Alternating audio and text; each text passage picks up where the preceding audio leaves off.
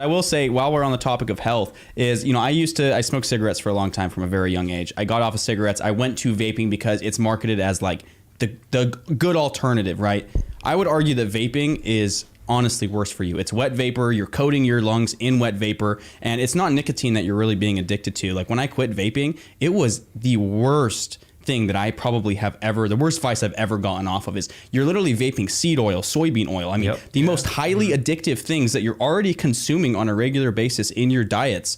And you're doing that in your lungs consistently over and over and over again. I mean, so I'm going to use this platform to advocate and say, if you're vaping in the audience, it's going to catch a lot of flack. I already know.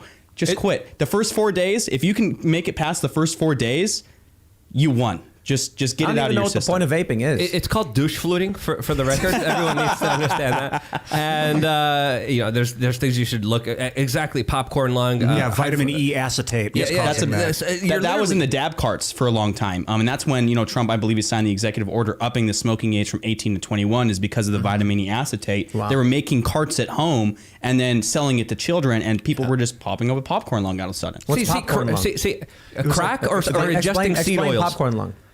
Well, again, there's many different scientific terms on this. I'm going to have to look back into this because I was looking into this when I was douche fluting myself. I was smoking cigarettes and then I got off cigarettes and I started half douche fluting, half smoking cigarettes. But Does douche fluting make you feel worse than cigarettes? It's hard to tell because they're all pretty bad for you. Nicotine, though, does have positive effects for your brain. In very small doses, though. With the paper that the government mandates for cigarettes, there's anti-flame paper that the government makes sure that all the big tobacco companies use, which is absolutely horrible for you as well.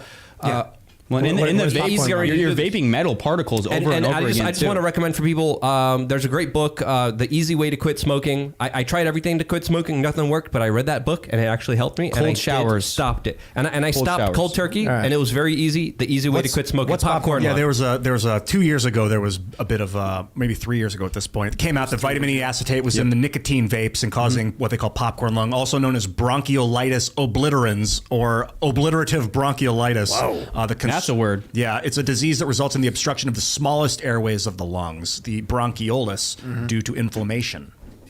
Wow. Well, I mean, you got to think if you're consistently, and it's not just vitamin E acetate either that can cause this stuff, but that was a large occurrence, and that's what they actually studied, is if you're inhaling metal, seed oil, soybean oil, and a lot of it's like propylene, glycol, glycerin into your lungs on a regular basis, more often than cigarettes because it doesn't make you stink. It actually makes you smell good. A lot of them are fruity flavors. Yeah. You can hit it discreetly when you're in restaurants, when you're in your house, anything, anywhere you want. I mean, you're doing this on a regular basis, taking hundreds to thousands of hits a day.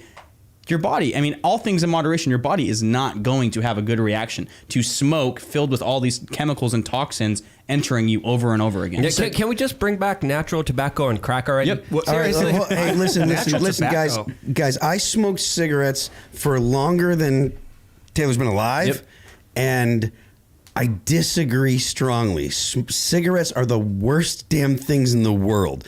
Now, I'm not saying that vaping is good, but I don't want people to get the impression that I'm sitting here saying that smoking is not as bad as vaping without all of it's terrible. At least saying something. Mm-hmm. Smoking is the worst thing in the world. I smoked, like I said, smoked for almost 30 years. It was the hardest thing to quit. I haven't had a drink. I quit drinking 5 years ago, and it was the easiest thing in the world to do. For me personally, and I know that it's not everybody else.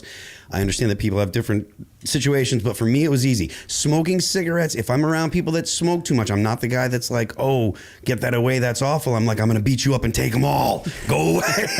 Because it's such, nicotine is such a massive. I mean, you're smoking the fillers, the arsenic, all of the nasty things that they put in those papers and to fill the tobacco that the government as well. And it was one of the hardest things to quit. One of the hardest things that I had to do in my life. You're angry, you want to just strangle somebody. And a lot of it is psychological. A lot of this is in your head. A lot of this is subconscious because of all the propaganda everywhere that you don't realize. But again, reading that book changed my life, made me quit. I don't want to smoke. People are smoking around me. I'm like, I don't even care anymore. If you haven't read that book, The Easy Way to Quit Smoking, I can't recommend it enough. What's the easy way? You like You read the book, and in the book it tells you, hey, you could smoke as you're reading this, and then it breaks down all the propaganda to why you're smoking. It breaks down all the bull crap. It breaks down all the marketing and all the lies that you convince yourself that makes you want to smoke, and then you kind of unwind the propaganda in your head as you're reading this book as you're smoking, and at the end of the book you're like, I just don't want to smoke.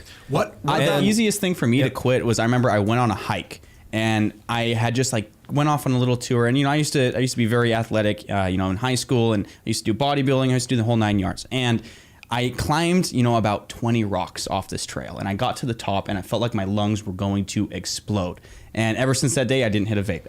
It was like almost a switch being flipped into my head. It was like, okay, I can actually see that it's affecting me now, and it was very, very hard. I mean, the first week I literally wanted to kill somebody. I mean, the anger is incredible. I found that too with cutting addiction is with a purpose. Like I had gained weight when I was 23, 24. I was eating a lot of McDonald's for lunch and drinking a lot of Pepsi or Coke or whatever. And I gained like 20 pounds. For the first time in my life, I was 160. And I was like, man, I look fat. I can't be an actor if I'm fat. I can't. So I have to not be fat. I have a goal. If you have in a mind. reason, it makes things a lot easier. Did you ever roll your own cigarettes or Not like just buy tobacco, I did. just pure tobacco? Yep, I I like did. those. I mean, I understand the addictive nature and obviously the carcinogens involved with burning anything and inhaling it, but like without the filters, which I've heard have asbestos. They don't have asbestos. They have used to. fiberglass. In the 50s, they had- had cigarettes that had asbestos in the filters. So imagine Yeah. what they don't know how bad it is for you now and that stuff. They have fiberglass in there to cut up the inside of your lungs so Rat it gets in the poison. bloodstream faster. The fiberglass, was that the crack ones or whatever? I think, I do think it was like the Camel Crushes, things Yeah. like that. So it adds flavor to it. But in reality, you're just sucking down glass.